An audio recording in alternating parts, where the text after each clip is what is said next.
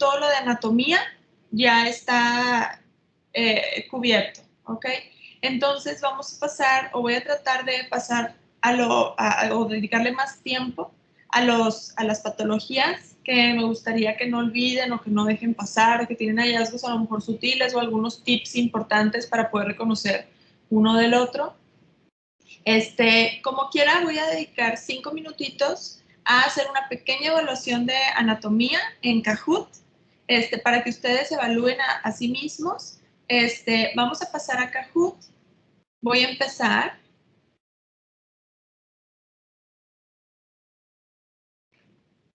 Y vamos a empezar con 8 preguntitas de anatomía, ¿ok? Ustedes en su celular pueden contestar.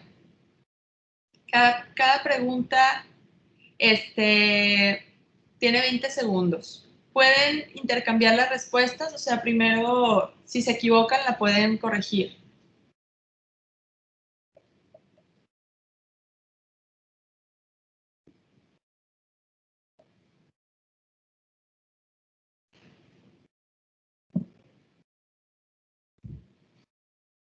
¡Wow! ¡Perfecto!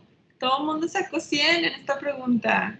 ¡Qué emoción! Perfecto. Sí, recuerden que esta es la vista de cono de nieve, ¿ok? Donde la nieve representa a la cabeza del martillo y el cono representa al cuerpo y al proceso corto del yunque. Perfecto, muy bien. Vamos al siguiente.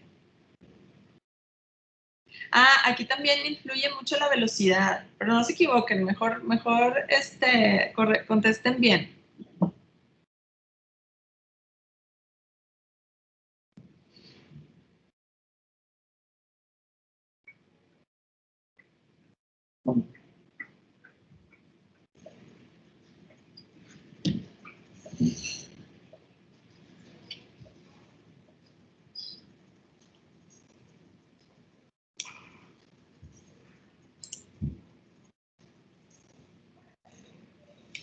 Muy bien, el proceso largo del yunque. Aquí esta es la típica vista de 2 puntos, ¿ok? En donde el punto que estamos viendo adelante representa al cuello del martillo y el punto que estamos viendo atrás representa al proceso largo del yunque. Perfecto, muy bien. Vamos al siguiente.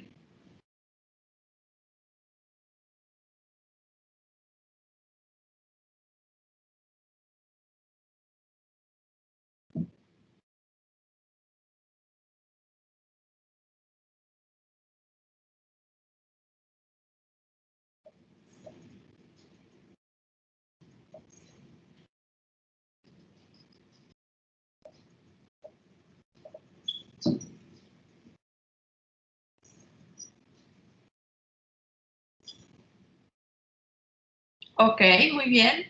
Entonces aquí estamos viendo un corte más abajo. Si se dan cuenta, traté de mostrarles los cortes más representativos de los osículos del oído. Entonces, el primer corte era el cono de nieve, el segundo corte son los 2 puntos y el tercer corte son las 2 líneas, ¿ok? La línea de adelante representa el mango del martillo y la línea de atrás representa la articulación que hacen la cabeza del estribo y el proceso lenticular del yunque. Realmente esta es la articulación yunque-estribo, ¿ok? Es muy importante que sepan reconocer en corte axial los huesecillos del oído, porque cuando hay una patología necesitamos ver qué es lo que está, por ejemplo, erosionado y necesitamos ver o que está ausente o porque hay, por ejemplo, hipoacusia conductiva, cuál de todas estas estructuras está normal. Y si recuerdan, estas 3 cortes, cono de nieve, 2 puntos, 2 líneas, va a ser muchísimo más fácil para ustedes. Vamos a ver a la siguiente pregunta. Muy bien.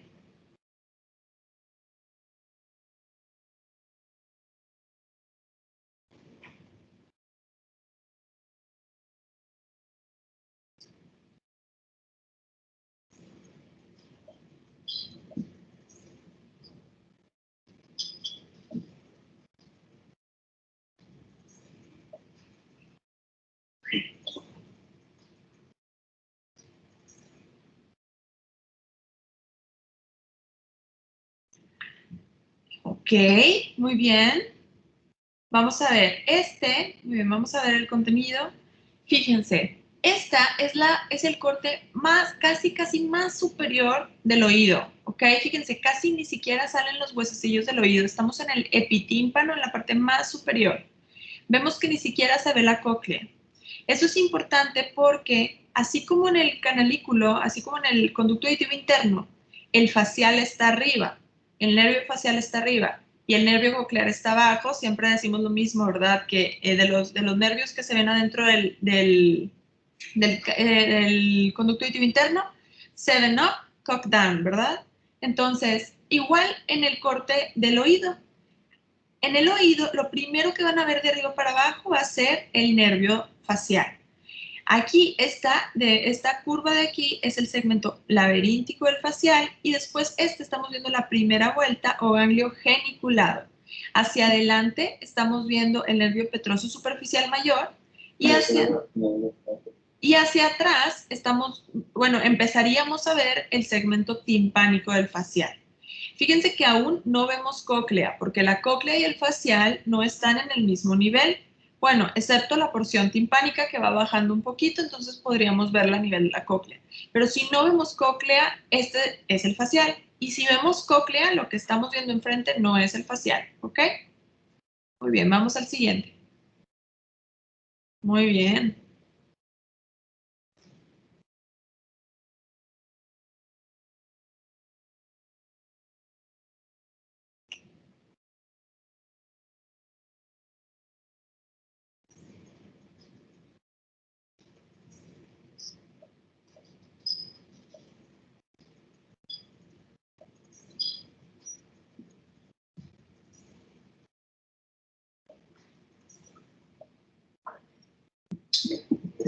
Ok, a ver, vamos a ver cómo está aquí. Bueno, acuérdense que esa vista también es muy característica, ¿ok? Estamos en un estricto coronal del oído. Aquí estamos viendo la articulación yunque-martillo, ¿ok? Que es la típica imagen en corazón, ¿verdad? Bueno, aquí en el oído interno estamos viendo la cóclea y arriba de la cóclea los dos segmentos del facial. Esta es la imagen que se parece a Gary, el de Bob Esponja, con sus dos ojitos y el cuerpecito de Gary, ¿ok? Los dos ojitos de Gary son el nervio facial, solo que el ojito lateral es el segmento timpánico y el medial es el segmento laberíntico, ¿ok? Muy bien, y eso no se les va a olvidar nunca. Los dos ojitos de Gary son el facial. Muy bien. Solo nos faltan 3 preguntitas de anatomía.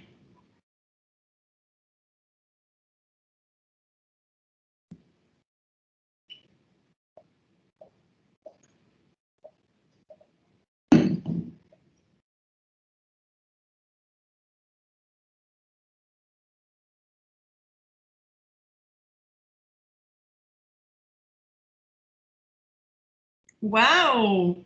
¡Súper bien! Me encanta, todos están participando súper bien y todos son muy buenos. Entonces aquí, en donde estamos viendo al nivel de la cóclea en corte axial, la parte de adelante de la cóclea, siempre es muy frecuente que se confundan con que este sea el facial. No podemos estar viendo el facial. El facial, fíjense cómo ya está dando la segunda vuelta acá atrás, ¿ok? Entonces, lo que estamos viendo enfrente de la cóclea es el músculo tensor del tímpano. Justo aquí estamos viendo el proceso cocleariforme donde este músculo se dobla en un ángulo de 90 grados y se va y se inserta en el cuello del martillo. Y justo aquí estamos viendo una concavidad entre ese proceso cocleariforme y la ventana oval. Muy importante esta vista, ¿ok? Perfecto.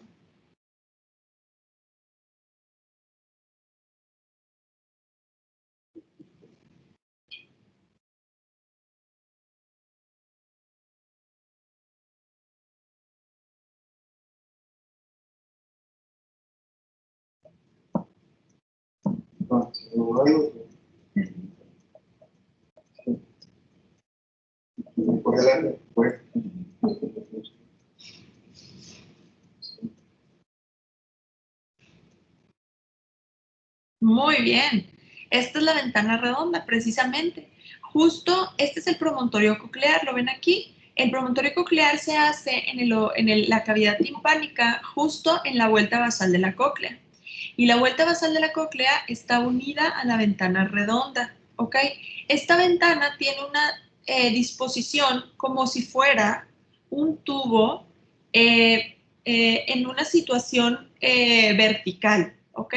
Entonces, cuando estamos viendo un corte axial, vemos como si fuera un agujero rodeado completamente de tejido óseo y obviamente la parte de la escala timpánica, ¿verdad? Entonces, muy bien, esta es la ventana redonda. Fíjense que se ve más o menos donde se ven las dos líneas. Muy bien. Y perfecto, Claudia. Última pregunta de anatomía.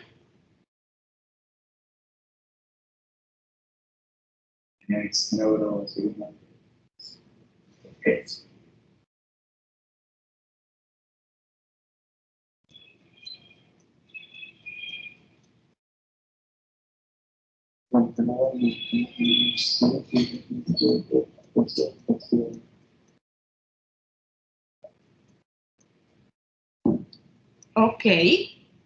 Este es un poquito más difícil, pero prácticamente estamos viendo la misma ventana redonda. ¿Se acuerdan que yo les decía que la ventana redonda era como un tubito orientado en vertical? Bueno, fíjense que aquí estamos viendo como un sagital oblicuo, en este caso es la reconstrucción de Potion, en donde estamos viendo la ventana redonda. Vean cómo tiene una disposición vertical y hacia abajo. Entonces, si nosotros hacemos un corte aquí, se va a obtener la vista que vimos anteriormente, que se veía como un agujero, ¿ok? Esta reconstrucción me gusta muchísimo porque nos muestra las dos ventanas. Vean aquí, acá abajo la ventana redonda y acá a un lado la ventana oval. Vean cómo la ventana oval está orientado hacia afuera, de tal forma que el corte axial aquí, pues se va a ver como un gap entre el hueso y el hueso. No va a ser un gap completamente sin hueso, porque recuerden que aquí está la base del estribo, entonces no se esperen ver cero hueso aquí, ¿ok? Y recuerden que arribita de la ventana oval, aquí está la ventana oval, arribita pasa la porción timpánica del facial, un poquito más posterior a la vista de Gary, ¿ok? Porque aquí, fíjense, ya no estamos viendo cóclea, ya estamos viendo el vestíbulo, ¿de acuerdo? Entonces el vestíbulo está más posterior, la cóclea está más anterior y el vestíbulo más posterior. Muy bien. Y aquí vemos la articulación yunque-estribo. Vean qué bien se ve la articulación. Este es el cuerpo, el proceso largo del yunque y el proceso lenticular y luego la cabecita del estribo. En esta vista, obviamente, no vamos a ver las cruras porque una está orientada hacia adelante y otra hacia atrás. Y en esta vista nada más estamos viendo la cabeza del estribo. Muy bien. Entonces, muy bien, entonces yo creo que me puedo pasar fácilmente lo de la anatomía. Esto es lo que acabamos de ver de anatomía. El oído interno, todo lo que ya expliqué en la clase en YouTube. Y vámonos directo a los casos. Bueno, algo que no exploramos aquí en las preguntas es el acueducto vestibular. Recuerden que el acueducto vestibular también es muy fácil de reconocer. Lo ponen en una vista sagital, ¿de acuerdo? Completamente sagital, y aquí estamos viendo el peñasco, la superficie anterior y la superficie posterior del peñasco. Justo cuando veamos la cruz común, ¿ok? Este es el conducto semicircular superior, acá se va a formar el posterior y los dos se unen para formar la cruz común, como viene aquí, ¿ven? En el acueducto vestibular se va a ver, espera un ratito. Escucho mucho. Tiempo. Gracias. Disculpen. Se va a ver justo detrás de esta cruz común, ¿ok? Es este conducto que está aquí. Y esta es la escotadura del saco endolinfático. Recuerden que el saco endolinfático ni el acueducto vestibular se van a ver en la resonancia magnética, a menos que estén anormales. ¿Y cuál es la forma que estén anormales? Que estén ampliados. Cuando hay, por ejemplo, un síndrome de conducto vestibular ampliado en los niños, se amplía el conducto vestibular, el acueducto vestibular y el saco endolinfático y entonces es posible verlos. De otra forma no se va a ver. Lo único que vamos a ver en la tomografía es la escotadura del saco y el acueducto vestibular.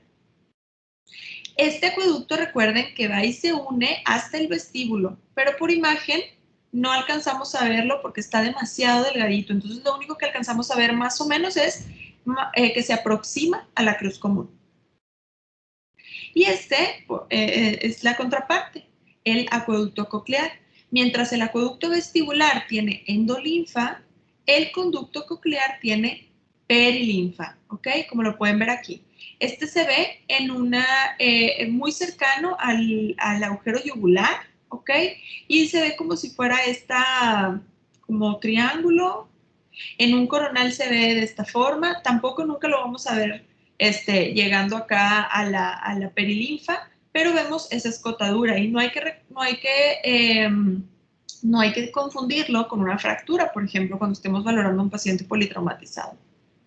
Muy bien. Y el canal Sugar 4, recuerden que este tiene venas, por lo tanto puede realzar en la resonancia magnética. Muy bien.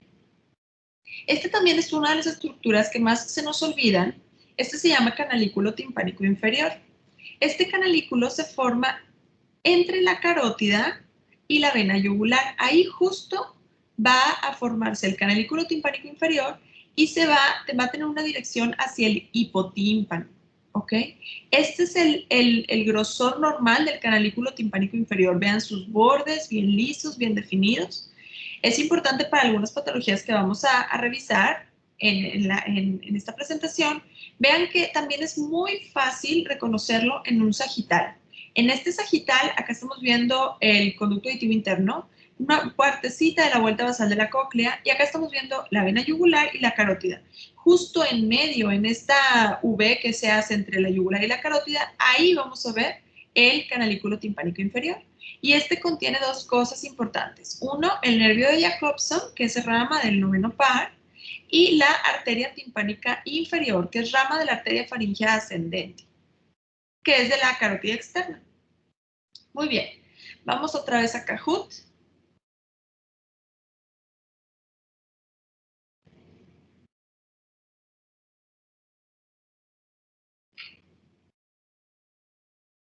Paciente con hipoacusia conductiva y tinnitus.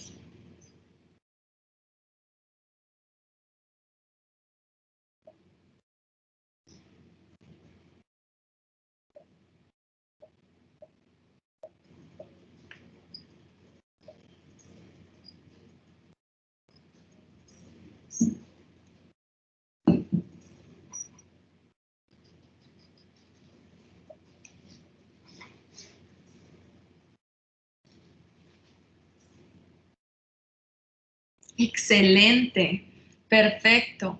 Muy bien, todos identificaron el foco de tu esponjiosis que se encuentra a nivel antefenestra. Vean, esta de aquí es la ventana oval, la que les dije que estaba orientada hacia lateral, que está unida al vestíbulo y unida obviamente a las cruras del estribo y a la base del estribo. Justo anterior a la ventana oval se encuentra la fístula antefenestra. Y justo anterior a esa, fíjense cómo aquí vemos el proceso cocleariforme y el músculo tensor del tímpano. Recuerdan que dijimos que entre esto y la ventana oval tenía que haber una concavidad. Vean aquí cómo se ha invertido. Hay ahora una convexidad asociada con una hipodensidad muy marcada que está incluyendo el estribo, la crura anterior del estribo. Esta es la fase inicial de la autoespongiosis. La fase final sería la autoesclerosis, en donde podríamos ver exactamente lo mismo, excepto que la densidad se parecería mucho al resto de la cápsula óptica. Entonces, por eso los hallazgos adicionales de la convexidad y la distancia que vamos a ver ahorita son muy importantes porque en la autoesclerosis no vamos a ver esta hipodensidad y va a ser más fácil que se nos pase el diagnóstico. Muy bien. Excelente. Entonces, los hallazgos característicos de como habíamos visto, eran la densidad, la distancia mayor a 2.3 entre la vuelta basal de la cóclea y la pared medial de la caja timpánica justo anterior a la ventana oval, mayor a 2.3. Este tiene una sensibilidad, más bien especificidad y valor predictivo positivo muy alto, por lo que si le sale mayor a 2.3 y aunque no vean la hipodensidad, pueden decir que tiene otoesclerosis, ¿ok? Por eso yo recomiendo que esta medida siempre se haga cuando el paciente lo mandan o están buscando la causa de una hipoacusia conductiva. Recuerden que la autoesfongiosis causa hipoacusia conductiva cuando está en la fístula antefenestra, pero cuando está retrofenestra, o también se le llama coclear, ya puede causar una hipoacusia mixta, ¿ok? Neurosensorial y conductiva. Muy bien, perfecto. De la autoesfongiosis es muy importante ver la ventana oval. En estos pacientes lo que hacen para restaurarle la audición pueden hacer varias cosas. Una es poner un implante de huesecillos, ¿ok? Ya sea parcial o total. Por ejemplo, es una prótesis total de los osículos, en donde vean cómo está unido a la ventana oval, ¿ok? Entonces, para poder hacer este procedimiento, la ventana oval tiene que estar relativamente sana. Sabemos que, obviamente, la autoesfongiosis va a fijar el estribo en la ventana oval, entonces, obviamente, va a estar afectada. Pero para ello sería mucha información que nosotros les avisáramos si esta ventana oval está estenótica, como en este caso. Vean aquí cómo la ventana oval está súper disminuida. Esta es la crura anterior del estribo. Vean cómo la hipodensidad está involucrando tanto la crura anterior como parte de la platina del estribo, ¿ok? La otra cosa es que la misma platina del estribo esté llena de autoesfongiosis. Vean aquí cómo está súper engrosada la platina del estribo, la base del estribo. Miren el corte histológico, como el proceso de autoesfongiosis está involucrando toda la platina. Vean acá este comparativo en donde la esfongiosis nada más está involucrando la crura anterior. Entonces, para ellos es muy importante esta información. Vamos a Kahoot otra vez.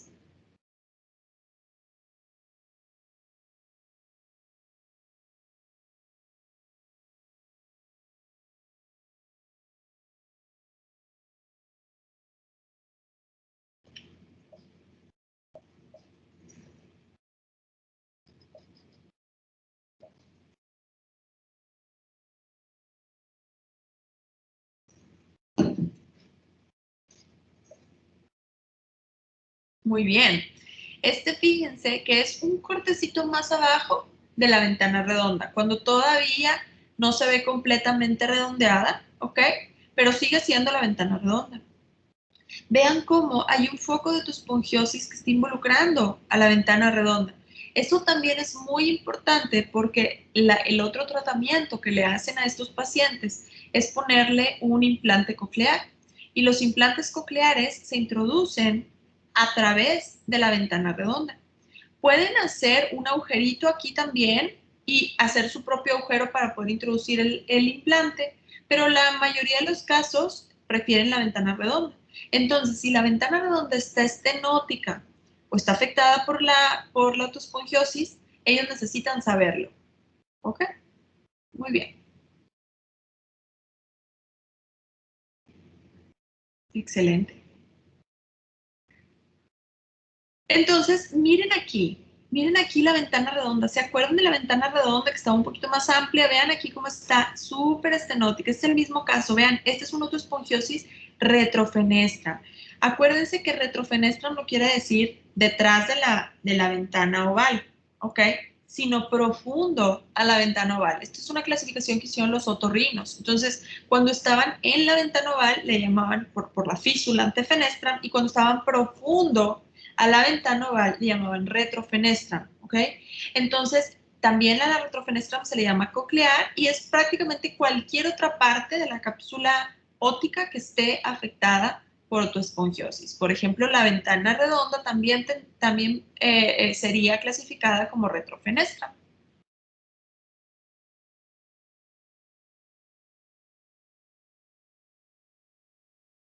Y aquí el ejemplo que vimos. Fíjense, este paciente tenía las dos ventanas redondas igual de estenóticas. Miren el corte normal.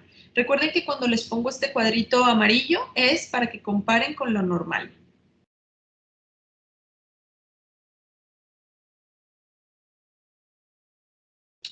Y esta es la explicación. Vean en la ventana de Poschel o un coronal, en este caso no fue la ventana de Poschel per se, en este caso lo puse completamente en coronal. Vean cómo aquí la ventana redonda está completamente estenótica.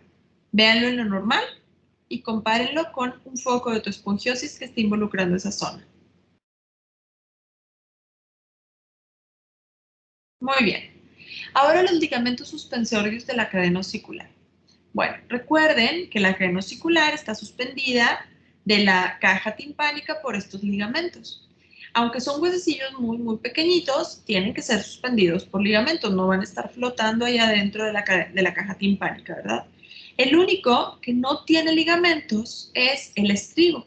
¿Por qué? Porque pues la base del estribo está básicamente fija, si lo podemos hacer de esa forma, pues a la ventana redonda. Entonces no necesita que nada lo suspenda porque ya está fijo la ventana redonda.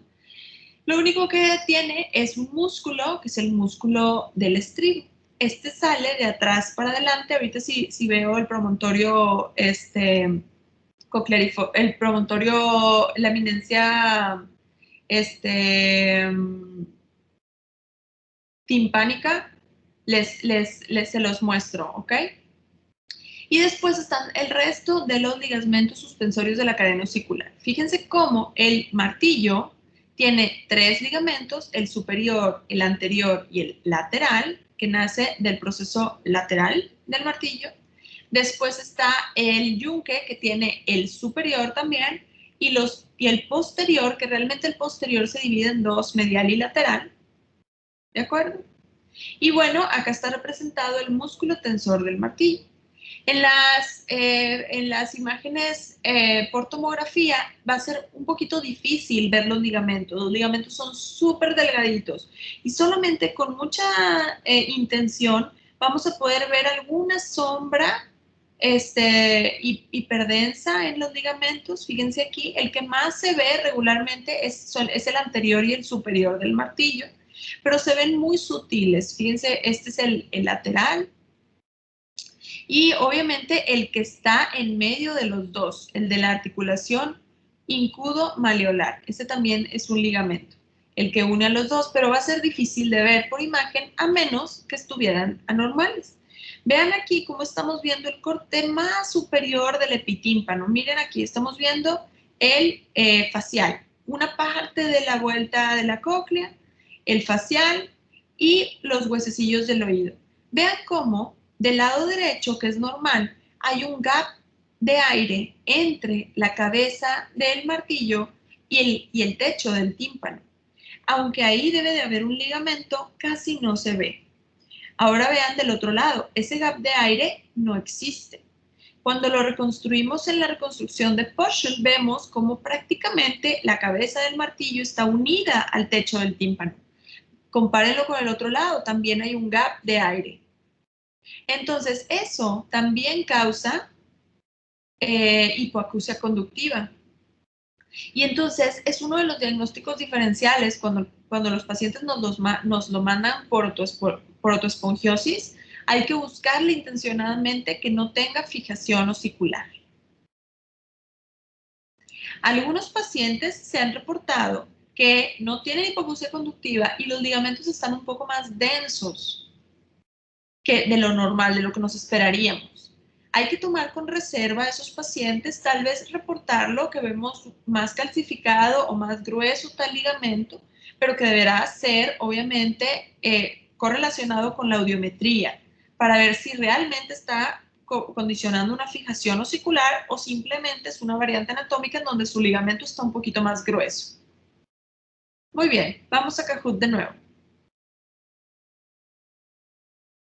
Obviamente está de más decir que si tienen alguna duda durante la presentación, me avisan, ¿ok? Y con gusto la respondo. Traumatismo craneoencefálico.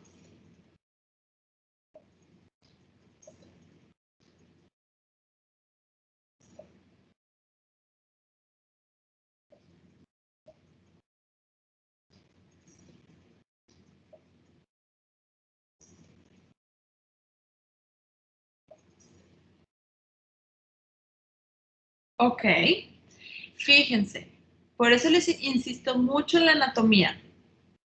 Aquí estamos viendo un corte de los huesecillos del oído donde deberíamos de ver el cono de nieve. Vean cómo aquí está el cono y acá está la nieve. Y definitivamente la nieve no tiene nada que ver con el cono. Están completamente desplazados, ¿ok? Eso es una luxación de la articulación del yunque con el martillo. Eso se le llama incudo maleolar, ¿ok? Y obviamente está condicionado por una fractura. Vean aquí una fractura que parece ser longitudinal porque sigue el eje longitudinal del peñasco. Las fracturas se clasifican en longitudinal y transversal porque la longitudinal sigue el eje del peñasco y las transversales están al revés, ¿ok? O sea, perpendicular al eje del peñasco. Es muy común que las longitudinales pasen, uno, a través del techo del tímpano y dos, a través de los huesecillos del oído y hacen que se luxen, como en este caso. También las fracturas se categorizan que si respetan o no respetan la cápsula óptica. Vean, la cápsula óptica es el hueso denso que se encuentra rodeando a el oído interno. Entonces es muy importante ver algún dato sutil de que la fractura haya involucrado el oído interno, porque como es un hueso muy denso, no tiene tanta vasculatura y por lo tanto el proceso de regeneración de una fractura es o muy lento o definitivamente ni se da. Y va a mantener esa fractura, siempre se va a ver la fractura, ¿ok? Nunca se va a desaparecer como el resto de las fracturas del cuerpo, que simplemente vemos un tejido de regeneración o vemos una zona más densa, podemos ver estigmas de la fractura, pero en este caso se va a mantener la línea radiolúcida en la cápsula óptica. Y también es importante para ellos porque obviamente puede causar hipoacusia neurosensorial. Muy bien, entonces que no se les olvide la vista del cono de nieve y si no están bien el cono en la nieve, está anormal. Excelente. Entonces, esta es la luxación del martillo con el yunque. ¿Qué otros hallazgos vamos a ver? Fíjense este paciente desafortunado en el que la luxación involucró de los dos lados. Tenía fracturas bilaterales. Es la fractura, la del lado izquierdo, la que les mostré en el ejemplo de Cajut, donde estaba la luxación. Y vean del lado derecho, también tenía una luxación de la articulación martillo con yunque o incudo malleolar afortunadamente no involucraba los faciales, si no mal recuerdo. Lo que sí es que las fracturas involucraban el techo del tímpano. Recuerden que hay dos tipos de techo. El techo del tímpano, que es el que está justo arriba de la caja timpánica, y el techo mastoideo o tegmen mastoideo, que es el que está arriba de las celdillas mastoideas. Para los otorrinos y para el paciente, es muy importante reconocer que tenga una dehiscencia del techo del tímpano, o por ejemplo aquí un descenso incluso del hueso, porque obviamente potencialmente se podría hacer una fístula del líquido cefalorraquídeo o un meningocele, un meningocele o un encefalocele, ¿ok? Entonces, es importante reconocer las fracturas del techo. Fíjense en un coronal como, además de ver la fractura del techo, la luxación martillo-yunque tiene otro signo, que es el signo del corazón partido o del corazón roto, en donde, ¿se acuerdan cómo se veía esta articulación? Como si fuera un corazón. Bueno, aquí se rompió, ¿ok? Porque es la articulación yunque-martillo rota en coronal y el cono de nieve en axial. ¿Ok? Bien. Miren aquí Gary cómo se ve. Los ojitos de Gary, el cuerpecito de los dos lados. Muy bien. Obviamente este paciente tenía fracturas muy severas, tenía neumoencéfalo, tenía muchas fracturas faciales también, pero me sirvió para esto. Lo siento por la calidad, pero no sé si a ustedes también les pasa en su centro, pero a nosotros lo que pasa es que al paciente le solicitan un TAC de cráneo y luego del TAC de cráneo muchas veces nos piden que veamos el oído. Entonces, evidentemente no es lo mismo adquirir una tomografía de oídos con el protocolo de oídos, cortes finos, de entrada la reconstrucción ósea, etcétera, etcétera, a reconstruir un corte, una tomografía de cráneo, ponerle Bone Plus, que es la técnica para hueso, y aún así, aunque nos da información, pues sale medio granulosita la imagen, ¿ok? No es que no se puedan hacer diagnósticos, se pueden hacer diagnósticos. Sí nos ha pasado varias veces que la calidad no nos permite ver algunas cositas muy sutiles, por ejemplo, la articulación incudo-estapedial sería un poquito más difícil de ver en la reconstrucción desde un TAC de cráneo. Y a veces nos ha pasado en pocas ocasiones que les recomendamos que adicionalmente se haga una tomografía de oídos. ¿Okay? Pero bueno, se pueden ver cosas bastante bien con la tomografía de cráneo. Ahora, de las fracturas del oído, habíamos dicho que tenemos que poner dos clasificaciones, si es transversal o longitudinal, pero la más importante es si respeta o no respeta la cápsula óptica. También ellos quieren saber si involucra o no involucra el nervio facial en cualquiera de sus segmentos, la cápsula óptica y el tegmen tímpani. Esas son cosas súper importantes para los otorrinos. Ahora, a veces las fracturas son muy sutiles y como las fracturas están involucrando las celdillas mastoideas, a veces es difícil ver la fractura, ¿ok? Entonces lo que yo les recomiendo es que le pongan un poquito de MIP a las reconstrucciones, ya sea axial o coronal, o sea, un poquito de MIP me refiero a 2 o 3 puntos ahí de MIP, ¿ok?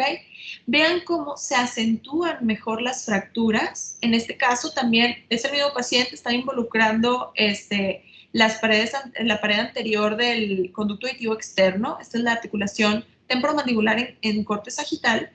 Y estaban las fracturas aquí y vean cómo la fractura del techo y la fractura que va hacia atrás se ve mucho mejor en esta reconstrucción con MIP. Entonces no le pongan MIP de 10, que es como más o menos viene regularmente, si le pican ahí al MIP, regularmente viene establecido como MIP de 10 o MIP de 5. Bájenle un poquito para que vean el trazo de fractura mucho más fácil. Vean también del lado derecho cómo se ve perfectamente el trazo de fractura. Y aquí se ve también. A veces también nos sirve más la reconstrucción cortes finos que el MIP, como por ejemplo aquí la fractura del techo se ve mucho mejor en la adquisición normal. Ahora vean este caso interesante que me encontré por ahí. Fíjense, este es uno de nuestros pacientes que venía porque tenía hipoacusia conductiva. Resulta que el paciente del lado derecho tenía un colesteatoma, pero también, y tenía obviamente su hipoacusia, pero del lado izquierdo también tenía hipoacusia conductiva. No recuerdo, sinceramente, si la hipoacusia la había tenido toda la vida o si había sido reciente. Esos datos, en este caso, pudieran haber sido muy importantes. ¿Por qué? Porque fíjense, aquí estamos viendo las tres vistas clave. La vista del cono de nieve, la vista de los dos puntos y la vista de los dos líneas. ¿Qué ven aquí? Que uno, en los dos puntos, la densidad de los dos puntos no es igual. Y el punto de atrás tampoco es igual al de adelante, o sea, más o menos tienen que ser del mismo tamaño. Vean cómo está disminuido muchísimo el punto de atrás. ¿Qué representaba el punto de atrás? El proceso largo del yunque. Y después, en la de las dos líneas, tampoco vemos la línea de atrás, o sea, la articulación yunque-estribo no la veo, ¿ok? Entonces, ¿qué puede pasar en este paciente? Bueno, pues pueden ser dos cosas.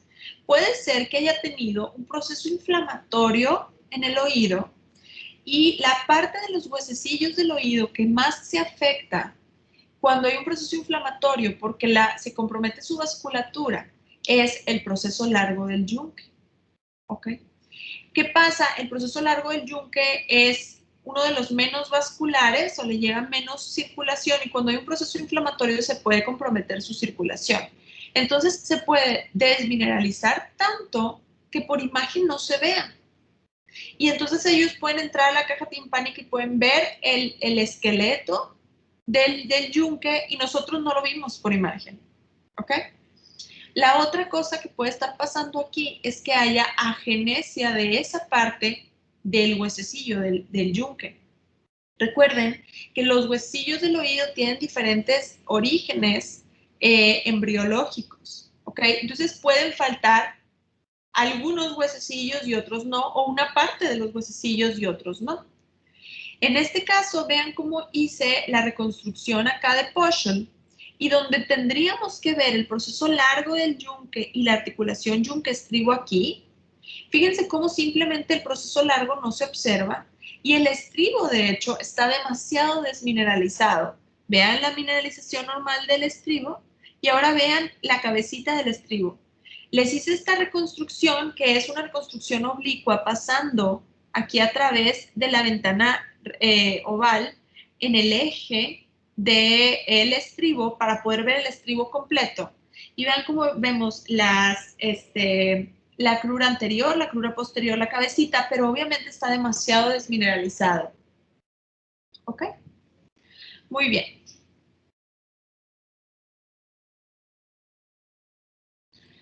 Ahora vean aquí, este es un artículo que encontró el doctor Abraham, que es el fellow que tenemos aquí en el departamento, bastante bonito, porque con colores resalta de dónde viene cada estructura del oído, ¿ok? Y vean cómo el proceso largo del yunque y el estribo vienen de un origen igual, ¿ok? Entonces podrían solamente faltar estas partecitas de los huesos y el resto de los huesos estar normales, ¿de acuerdo? Es importante también saber el origen de los huesos. Muy bien, vamos a pasar otra vez a Kahoot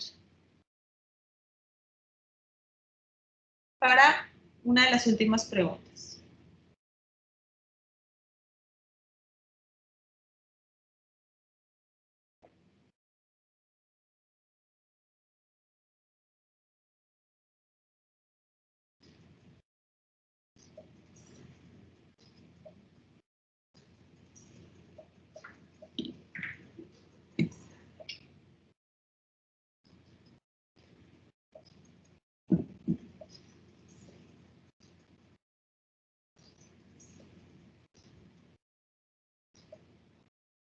Muy bien. Entonces, vean, aquí estamos viendo el agujero yugular y el agujero de la arteria carótida interna. Vean cómo la yugular no tiene separación ósea entre el agujero y el hipotímpano. De hecho, una parte de la yugular se está herniando hacia el hipotímpano. No hay, es una estructura ósea. La estructura ósea que separaría a la yugular del hipotímpano se llama platillo sigmoideo. De hecho, la yugular está contactando a la membrana timpánica. O sea, el otorrino fácilmente podría ver esta estructura a través de la exploración física. Esta es una golfo de la yugular alto, diverticular. Miren cómo tiene muchas formaciones diverticulares y dehiscente. Todas las variantes anatómicas del golfo de la yugular las tenía este paciente.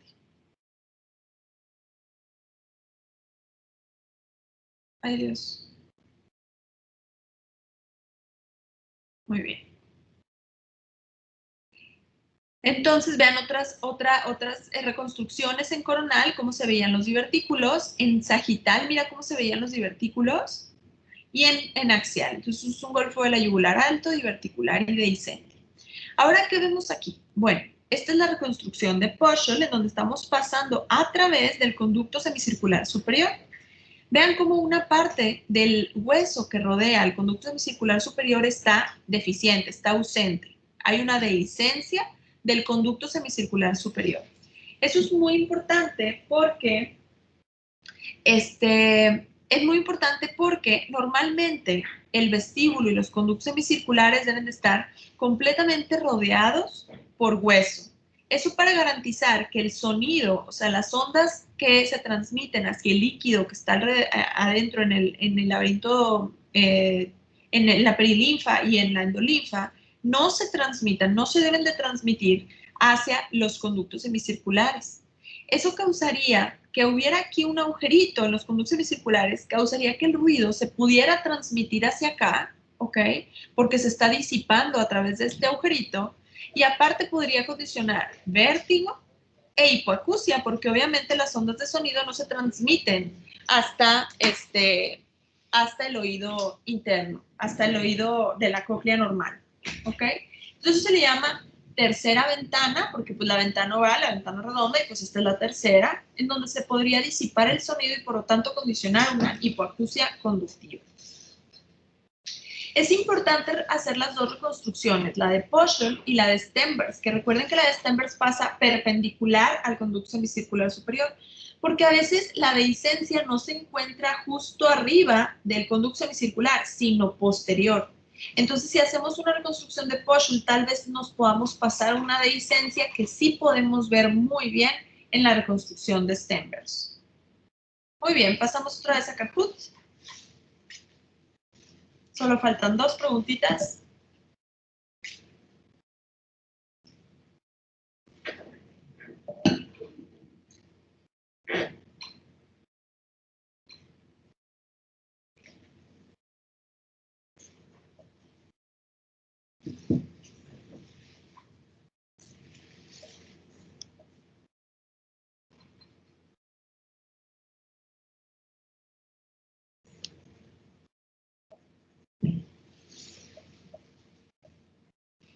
Ok, muy bien.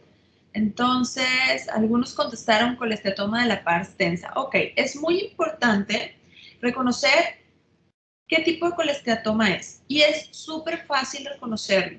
Todo depende de hacia dónde se mueven los huesecillos.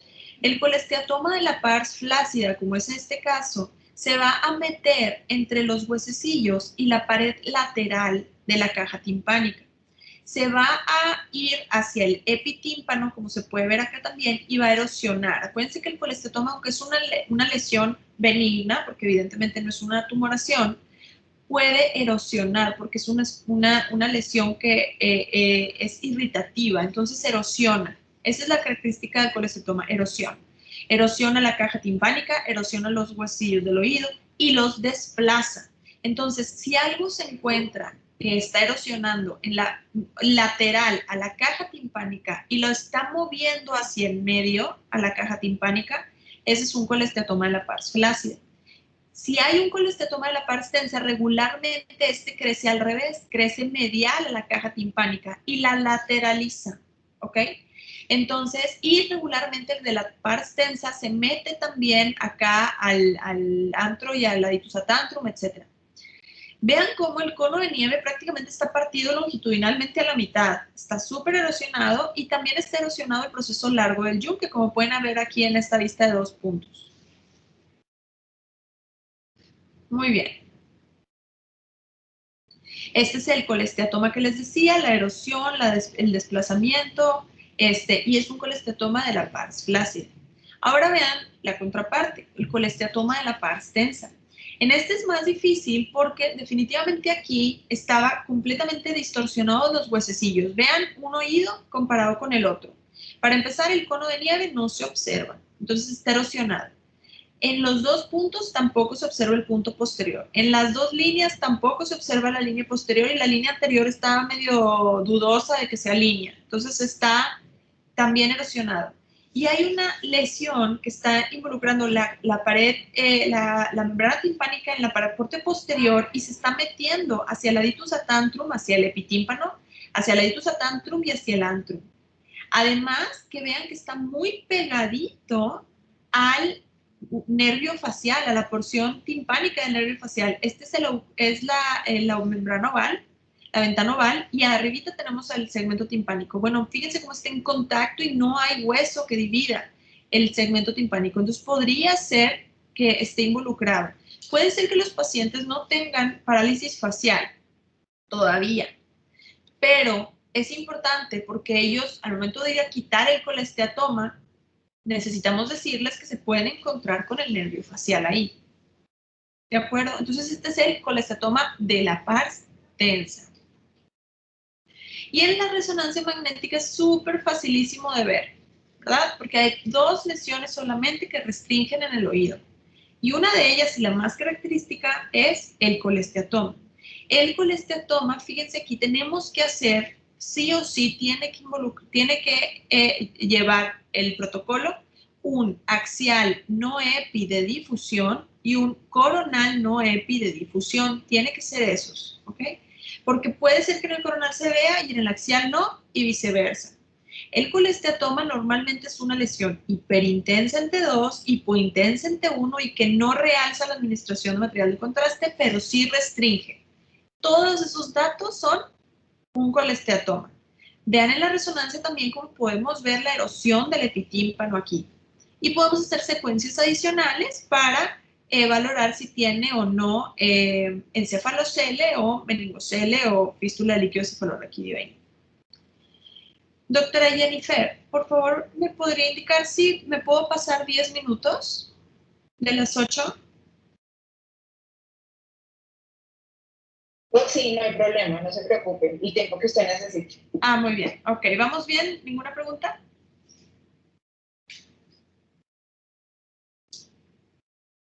Perfecto, muy bien. Entonces, vean aquí, este caso es muy importante y porque, fíjense, este paciente tenía también hipoacusia conductiva y tenía ocupado todo el oído por un material de densidad de tejidos blandos, ¿ok? Que estaba ampliando las estructuras. Miren cómo normalmente se debería de ver el aditus atantrum y vean aquí la ampliación del aditus atantrum que tiene. Y luego vemos cómo los huesecillos del oído los vemos lateralizados, o sea, están más pegados hacia la pared lateral. Tiene una erosión también del epitímpano, miren el epitímpano normal, y miren el epitímpano acá en el paciente erosionado. Y luego tiene como una capsulita que rodea a esa erosión, y luego tiene aire. Y hacia posterior, pues está esta densidad de tejidos blandos. Luego, si bajamos un poquito más en la vista de los dos puntos, no vemos el punto posterior.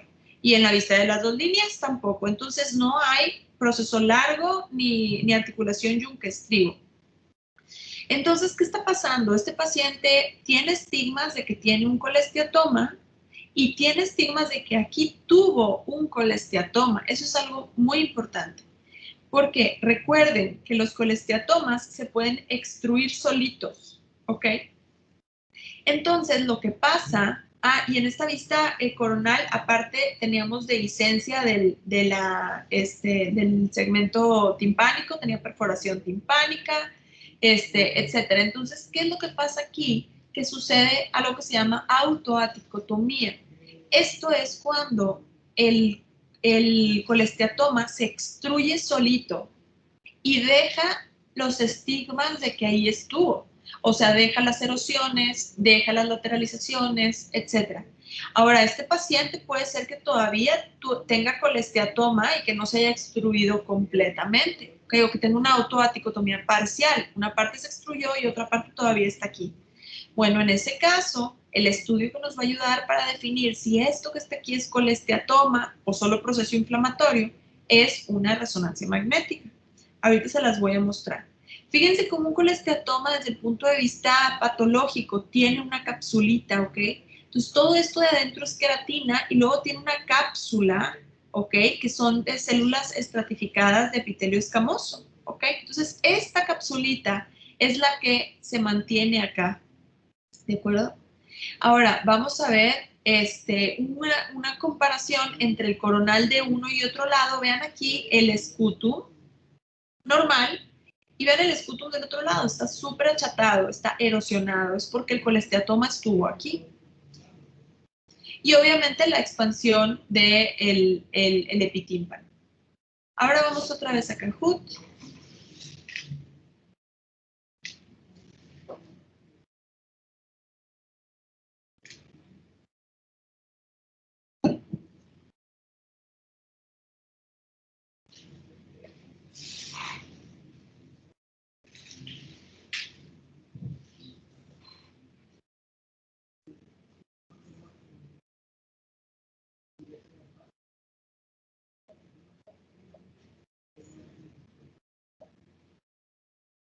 Excelente. Ahora, ¿por qué nada más les puse una imagen? Una sola secuencia, porque con esa secuencia tienen para hacer el diagnóstico, ¿ok? Vean que este es un T1 previo al contraste sin FATSAT. Y en el oído interno, en el oído medio, está ocupado por una intensidad hiperintensa en el T1, ¿ok? Eso es un granuloma de colesterol. Aunque le hagan un T1 FAT-SAT, ese granuloma se va a mantener hiperintenso.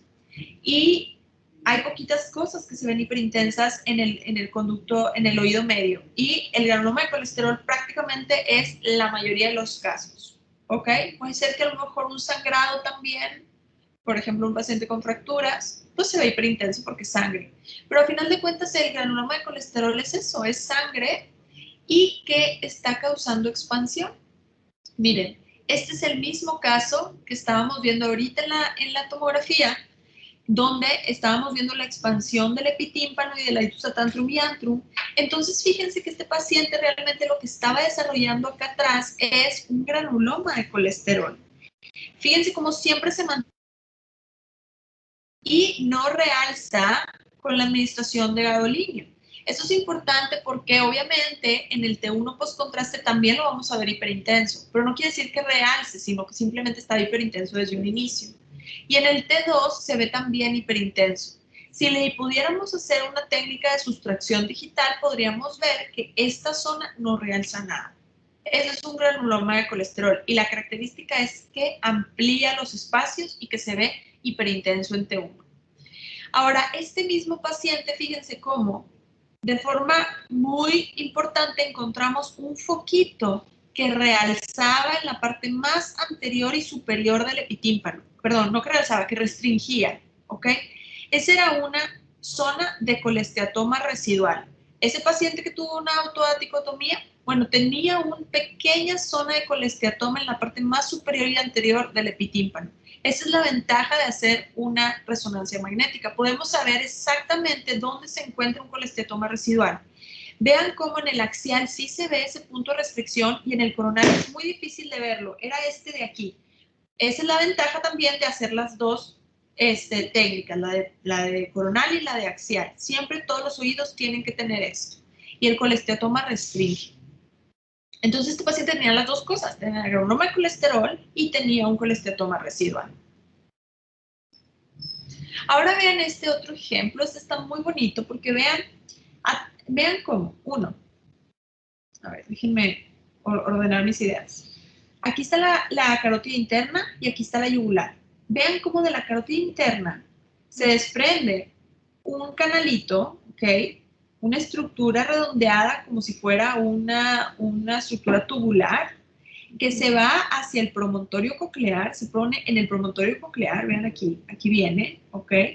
Después se mete entre las cruras del estribo, viene aquí, después se introduce al segmento timpánico del facial y lo amplía, miren cómo está súper ampliado el facial, ¿ok? Y después se sale y se introduce de forma intracraneal. Vean aquí cómo está también este conductito que se desprende o se desarrolla desde la arteria carótida interna, ¿ok?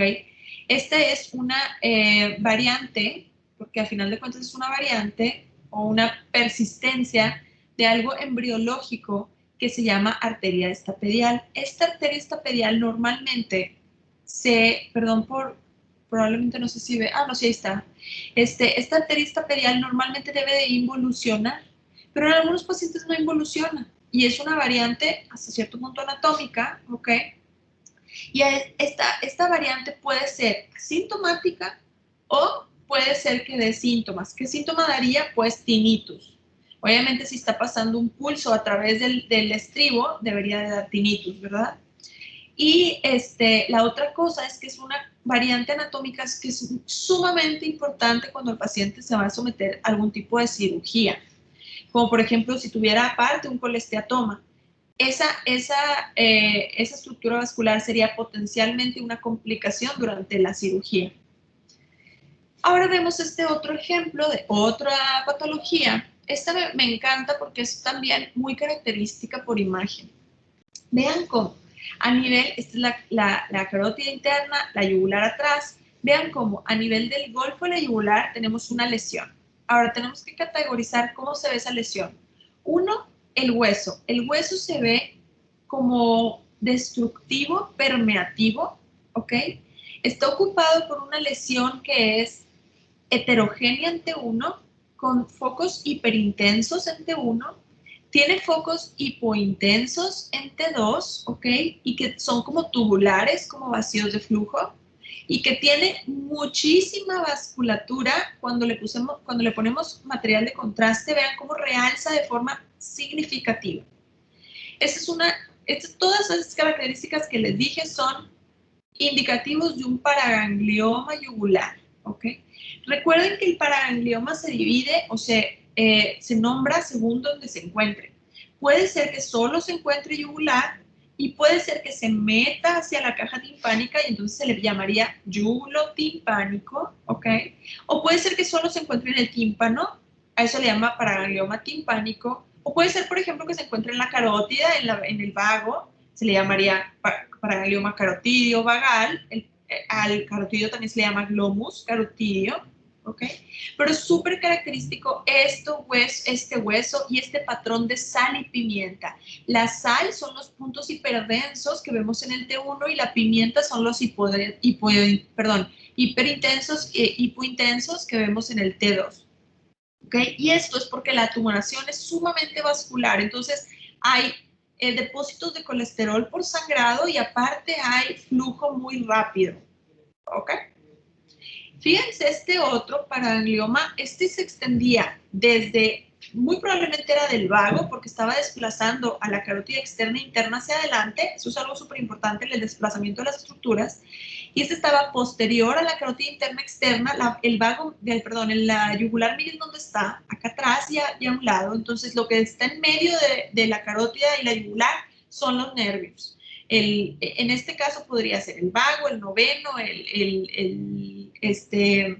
y el hipogloso, ¿verdad? Probablemente el hipogloso ya se fue a la lengua un poquito más arriba, pero bueno, el caso es de que muy probablemente sea un paraganglioma vagal, que miren cómo se extiende hasta la yugular, ¿ok? Hasta el golfo de la yugular. Es una estructura sumamente vascular y vean cómo el canalículo timpánico inferior del lado derecho estaba ampliado, o sea, estaba ya insinuándose hacia el trayecto hacia el tímpano, ¿ok? No había llegado al tímpano, pero el canalículo ya estaba ampliado. Miren el canalículo normal aquí arriba y miren el canalículo de este paciente, muy ampliado, y vean, compárenlo con el otro lado también, que estaba normal. Vean el patrón destructivo que tenía o el patrón como erosionado que tenía de la yugular. Eso es característico. ¿Y eso por qué? Porque se está extendiendo otra vez del canalículo timpánico inferior que contiene al nervio de Jacobson, que viene desde el noveno par. Que el noveno par nace, o bueno, más bien, sale de la base del cráneo a través de la pars nervosa del agujero yugular. Muy bien. Y creo que este es el último caso que tengo, también muy característico por imagen. Miren cómo a nivel de la pared posterior o de la superficie posterior del peñasco se observa una lesión lítica, pero que tiene huesito alrededor, eso es muy importante, ¿ok? Que todavía presenta huesito alrededor y que puede estar tan grande que puede involucrar hasta la caja timpánica, esta caja timpánica, por ejemplo, aquí se metía la caja timpánica, o al oído interno, erosión al oído interno, miren cómo se metía hasta la caja timpánica, miren cómo está en la parte también superior del peñasco. Comparen estos sagitales, es un sagital, la superficie anterior del peñasco, la superficie posterior. ¿Se acuerdan que aquí habíamos hablado de que estaba el acueducto vestibular y el escotadura del saco linfático? Bueno, vean cómo de ahí se origina esa lesión, ¿ok? Y esa lesión es un tumor del saco linfático, también muy característico por tomografía y también muy característico por resonancia magnética, que aquí les traigo ese mismo caso. En resonancia magnética, hay en un T1 sin contraste, hay focos hiperintensos, sobre todo en la periferia de la lesión, ¿ok? Eso es muy importante. En la periferia de la lesión. Esto porque puede sangrar y entonces deja esos focos hiperintensos en T1. En T2 se puede ver heterogénea, en restricción casi no tiene restricción, puede tenerla, pero la mayoría no lo tiene, y con la administración de gadolinium realza de forma importante. Vean cómo en este caso se extendía hasta el agujero yugular, el flujo de la yugular estaba medializado. Eso también es uno de los como hallazgos importantes de este tumor, porque puede ser tan grande que se extienda el agujero yugular y entonces nos confunda. ¿Es una lesión del agujero yugular o es una lesión que está atrás? Bueno, la localización aquí es muy importante. Esta es una tumoración del saco no linfático. Desde el punto de vista patológico, es un tumor papilar cistoadenomatoso del epitelio del saco no linfático. Se comporta como una lesión benigna, ¿ok? Y la mayoría no metatiza y el tratamiento es quirúrgico. A veces, como en este caso, cuando son muy grandes, el tratamiento puede ser también embolizarlo primero y después operarlo. En este caso, el paciente tenía erosión del oído interno, por lo tanto, había empezado con vértigo y esa era su manifestación inicial, porque tenía una erosión de los conductos semicirculares superior y posterior, y también tenía una erosión de la cóclea, como pueden ver aquí. Y terminamos. Entonces, en conclusión de esta clase, repasamos un poquito de la anatomía, revisamos diferentes patologías del oído que tienen hallazgos útiles por imagen, y recuerden que es importante realizar reconstrucciones coronal, sagital y oblicuos, tanto Poschmann como Stenberg, para la adecuada valoración del oído. Espero que les haya sido útil esta clase y por favor díganme si tienen alguna duda que pueda yo contestar. Estas son mis redes sociales por si quieren seguirme y de repente pongo casos interesantes que estamos viendo aquí en la estación. Muy buena la clase, Doc. Muchas gracias. Muchas gracias. Excelente presentación aquí. Gracias, doctor. Muy buen público, además, participantes. Sí, bastante. Y sí, la verdad, todo súper bien en Kahoot. Felicidades. Felicidades. A todo gusto. Gracias. Hasta luego, doctor. Muchas gracias. Muy gentil por esta charla. Qué bueno que les fue de su agrado. Nos vemos. Nos vemos.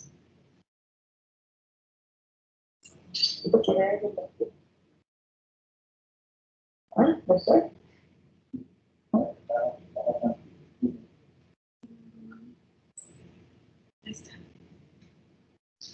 Hasta luego.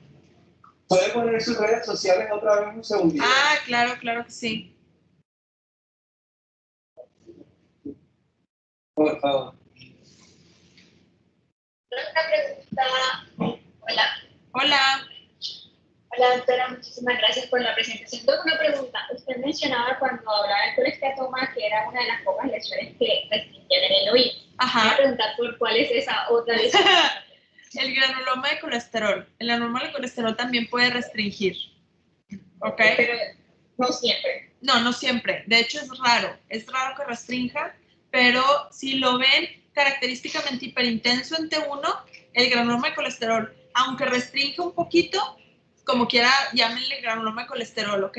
No se vayan con que si restringe, entonces es colesteatoma. El colesteatoma siempre es hipointenso en T1. O sea, siempre es T1 en ese caso. Sí, el T1 simple.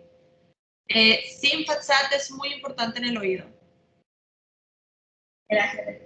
De nada. Pues muchas gracias. Seguimos en contacto. Claro que sí. Cualquier cosa estoy al pendiente, ¿ok? Listo. Vale, que estén muy bien. Igualmente, hasta luego. Chao, gracias. Bye.